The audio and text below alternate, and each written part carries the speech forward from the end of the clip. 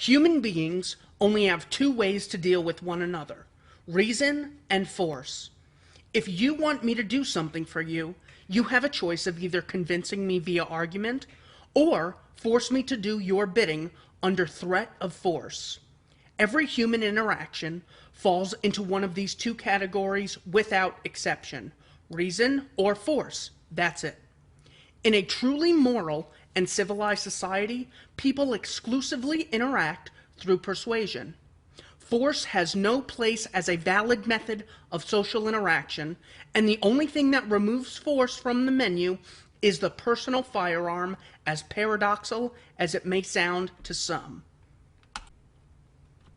When I carry a gun, you cannot deal with me by force. You have to use reason and try to persuade me, because I have a way to negate your threat or employment of force. The gun is the only personal weapon that puts a 100-pound woman on equal footing with a 220-pound mugger, a 75-year-old retiree on equal footing with a 19-year-old gangbanger, and a single guy on equal footing with a carload of drunk guys with baseball bats. The gun removes the disparity in physical strength, size, or numbers between a potential attacker and a defender. There are plenty of people who consider the gun as the source of bad force equations. There are the people who think that we'd be more civilized if all guns were removed from society, because a firearm makes it easier for an armed mugger to do his job. That, of course, is only true if the mugger's potential victims are mostly disarmed, either by choice or by legislative fiat. It has no validity when most of a mugger's potential marks are armed. People who argue for the banning of arms ask for automatic rule by the young, the strong, and the many, and that's the exact opposite of a civilized society.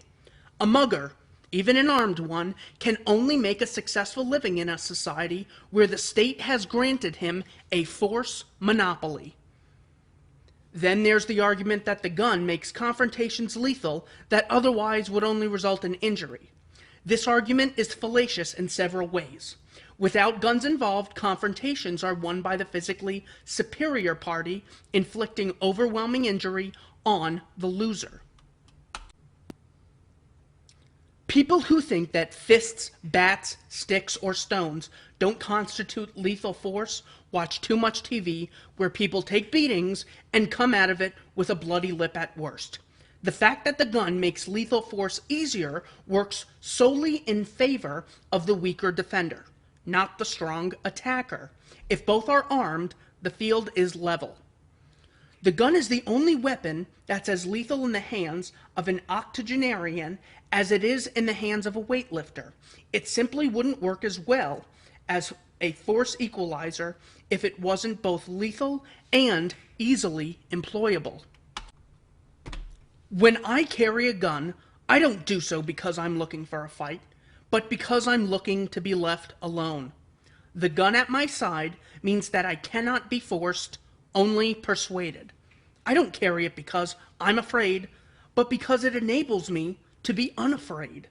It doesn't limit the actions of those who would interact with me through reason, only the actions of those who would do so by force. It removes force from the equation, and that's why carrying a gun is a civilized act. By Major L. Caudle, United States Marine Corps, retired.